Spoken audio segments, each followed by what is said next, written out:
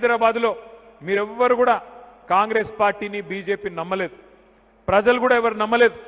హైదరాబాద్ ముందుకు పోవాలి అంటే, తెలంగాణ రాష్ట్రం పురోగమించాలి అంటే కేసీఆర్ గారి నాయకత్వమే కరెక్ట్ అని చెప్పి ఖచ్చితంగా మళ్ళీ మల్కాజ్గిరిలో సోదరుడు మర్రి రాజశేఖర్ రెడ్డి గారిని బ్రహ్మాండమైన మెజారిటీతో మీరు గెలిపించారు. అంతకుముందు కూడా మల్కాజ్గిరిలో గులాబీ జెండాను ఎగిరింది. కానీ అంతకుముందు మనతో ఉన్న నాయకుడు కాంగ్రెస్ పార్టీలో పోయినాడు. పోయి సరే ఇవాళ ఆయన చేస్తున్న పనులు మిమ్మల్ని బెదిరిస్తున్నది మాకన్నీ తెలుసు. నేను మిమ్మల్ని ప్రార్థించేది ఒకటే, ఇప్పుడు ఇవాళ రేపు కాలం ఎట్లా ఉంది, మన పిల్లలు ఎంత హుషారున్నారు మీకు తెలుసు.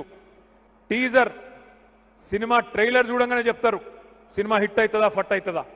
అట్లాంటి కాలం ఇది. పిల్లలు చాలా జోరుగా హుషారుగా ఉంటారు.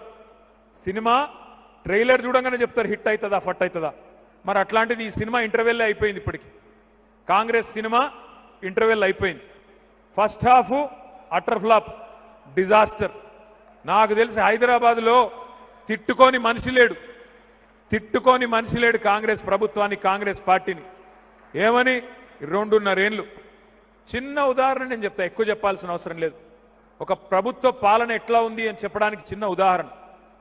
అన్నం ఉడికిందా లేదా అని తెలుసుకోనికే మొత్తం కుండ లోపల చేయబెట్టాల్సిన అవసరం ఉండదు, ఒక్క మెతుకు ముట్టుకుంటే తెలుస్తుంది.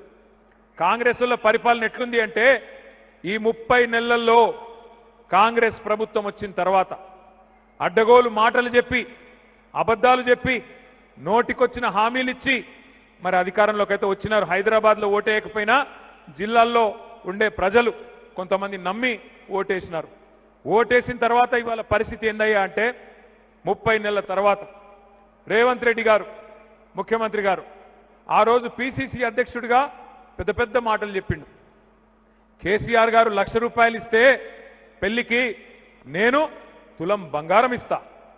కేసీఆర్ గారు ఇచ్చే డబ్బులు టైంకి వస్తలేవు, మీరు లగ్న పత్రిక పెట్టుకోగానే వెంటనే మీ ఇంటికి తులం బంగారం పంపిస్తా అని పెద్ద పెద్ద మాటలు. రైతులకి 10,000 కేసీఆర్ గారు ఇస్తే నేను 15,000 ఇస్తా. కేసీఆర్ గారు 2,000 పెన్షన్ ఇస్తే నేను 4,000 ఇస్తా. అత్తకి 4,000, కోడలికి 2,500 అని చెప్పి నోటికొచ్చిన మాటలు చెప్పి అడ్డగోలు హామీలు ఇచ్చి 6 గ్యారంటీలు, 420 హామీలు, 13 డిక్లరేషన్లు, చాంతాడంత పుస్తకం రాసి ఒక్కొక్క వర్గాన్ని బుట్టలో వేసుకొని మొత్తానికి గద్దెకెక్కిండు ముఖ్యమంత్రి గారు. అమెరికా నుంచి డైరెక్ట్ ఊడిపడి ఒక ఉద్యమకారుని నోట్ల మనువోసిండు, కేకే మహేందర్ రెడ్డి నోట్ల. ఆయన కూడా ఎన్నికలంతా 300 ఓట్లతో గెలిచిండు. ఈయన గొప్పతనమా? ఈయన పడగొట్టింది ఏంది? పడగొట్టింది ఏం లేదు. ఓన్లీ ఫోన్ ట్యాపింగ్ చేసుడు, లేకపోతే మొత్తం సెలబ్రిటీస్ను మొత్తం వాళ్ళ జీవితాలు నాశనం చేసుడు, ఎన్నో కుటుంబాలు నాశనం చేసిండు. అంటే ఓన్లీ సెలబ్రిటీస్ గురించి చెప్తా ఉన్నా. మొన్న కొందరు సిరిసిల్ల వాళ్ళు చెప్తున్నారు, అన్నా వాళ్ళే కాదు చాలా మంది జీవితాలు పాడు చేసిన ఘనత కేటీఆర్కి దక్కిందని. నీ చరిత్ర అదే రాబాయి. ఫస్ట్ ఎవరితో ఛాలెంజ్ చేసేటప్పుడు ఫస్ట్ మిసాల్ పెంచుకోను, సవాల్ విసిరేమా తప్పుడు. ఇది గమనించాలా. చాలా మాట్లాడుతున్నావు. నిన్న అల్వాల్కి వచ్చినావు, అల్వాల్ మల్కాజ్గిరి వచ్చి నిన్న ప్రోగ్రామ్ ఏం ప్రోగ్రామ్ అది? Voters awareness program. Voters awareness ప్రోగ్రాంలో వచ్చి నేను పీక్తా ఏక్తా అని మాట్లాడు ఎంతవరకు రైటో నాకు అర్థం కావట్లేదు. ఏం పీక్తావు నువ్వు? అల్వాల్ వచ్చి ఉంటా అంటున్నావు, సిర్చిలకు నాకు రారాదా? అరే నేను గుండాయిజం అంటున్నావురా. గుండాయిజం చేసింది ఎవరు? ఒక బ్రాహ్మణ్ కుటుంబాన్ని, అడ్వకేట్ కుటుంబాన్ని మిట్ట మధ్యాహ్నం మంత్రిలా నరికి చంపిన ఘనత నీ పార్టీకి దక్కింది. నువ్వు ఇలా మాట్లాడుతూ ఉన్నావు. దళితులను ఉష్క మాఫియా చేసినవు రాబాయి. 1,000 కోట్ల రూపాయలు ఓన్లీ సిర్సిల్లాల నేరెలా సంపాదించడం అని చెప్పి నేను ఛాలెంజ్ ఇస్తుతా ఉన్నా. ప్రూవ్ చేయి. 8 మంది దళితులను వాళ్ళని సంసారానికి వాడికి పనికి రాకుండా 3rd డిగ్రీ ఇప్పించిన ఘనత నీకు దక్కింది రాబాయి.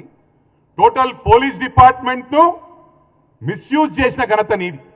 మరి అదేవిధంగా ప్రవాళిక కేసు, ఆ రోజు అమ్మాయి సూసైడ్ చేసుకొని చనిపోయింది. గ్రూప్ 2 ఎగ్జామ్ పోస్ట్పోన్ అయినందుకు ఆయన వాళ్ళ బ్రదర్ క్లియర్గా స్టేట్మెంట్ ఇవ్వడం జరిగింది. గ్రూప్ 2 పోస్ట్పోన్ కావటం వలన అమ్మాయి డిప్రెషన్లోకి పోయి సూసైడ్ చేసుకుందని. అరే స్పాంటేనియస్గా లెట్ ఇట్ బి ఎనీథింగ్. అరే పోలీస్ ఇన్వెస్టిగేట్ చేస్తా ఉన్నారు, తప్పకుండా సమాచారం ఇస్తా అని చెప్పాలి, కానీ స్పాంటేనియస్గా లవ్ మ్యాటర్ అని చెప్పుడు ఎంతవరకు రైట్ రా? ఒక కుటుంబాన్ని ఉసురు దాక్తారా నీకు? ఈ విధంగా మాట్లాడు, మానేసుకో.